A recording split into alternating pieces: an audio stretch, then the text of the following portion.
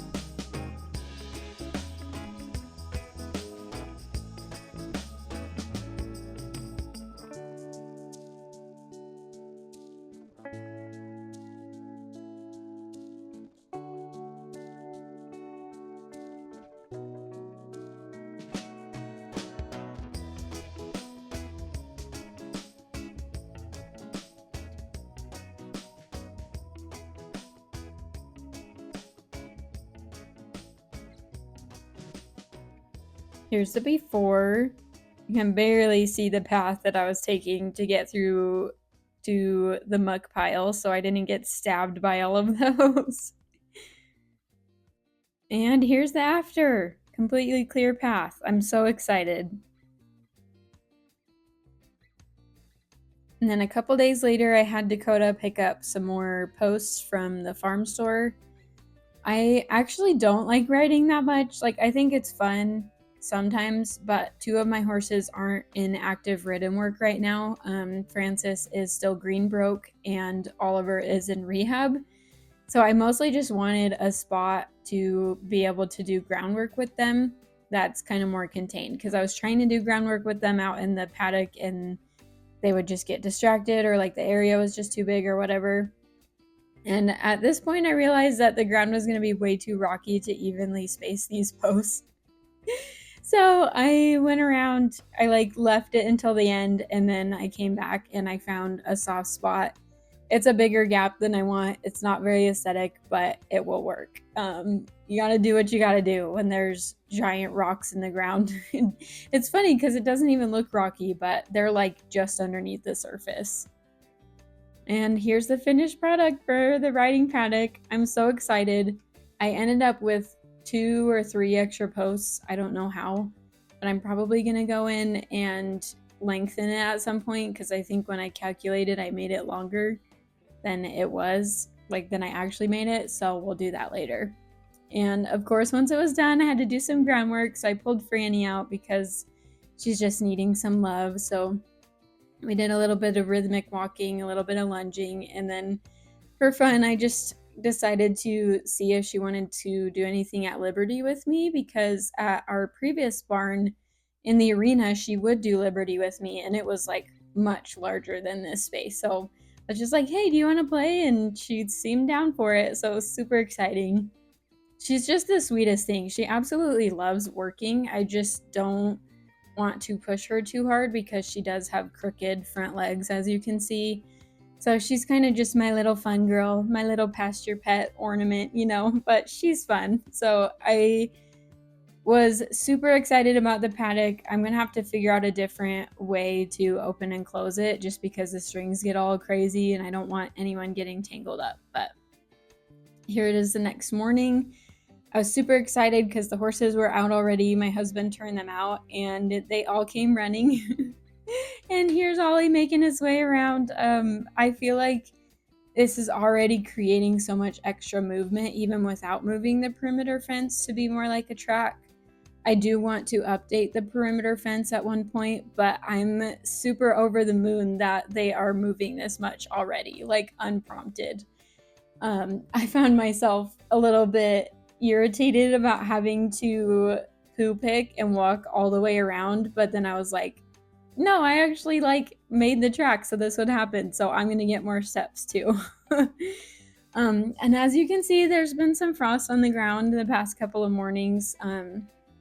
Again, it's not very good for Birdie to be out there, so I did make the call to not turn them out anymore after the frost, just to make sure the sugars aren't super high and too hard on Birdie's feet and on Oliver, since he's in hoof rehab. It's very important to be educated about the grass if you're going to turn the horses out on the grass. So long term, we'll have to come up with something different for them to have more area, but for now, they'll stay in their paddock.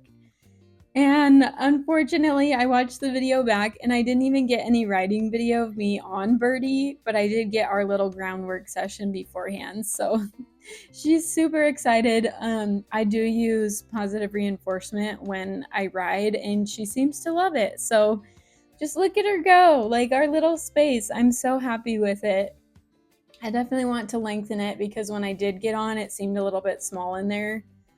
But that's a project for another time. Anyway, thank you so much for watching, and I'll catch you all next week.